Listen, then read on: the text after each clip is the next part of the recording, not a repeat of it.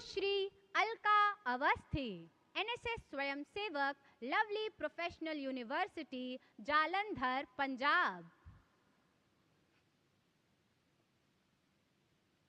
आप विश्वविद्यालय की एक समर्पित एनएसएस स्वयंसेवक हैं।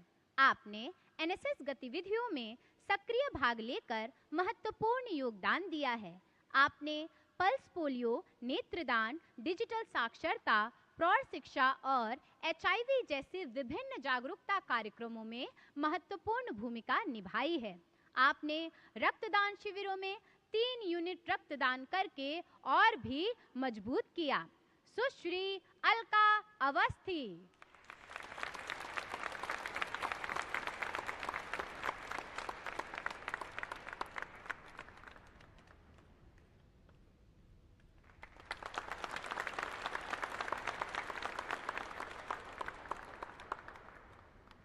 श्री ललित तिवारी, एनएसएस स्वयंसेवक, विवेकानंद ग्लोबल यूनिवर्सिटी।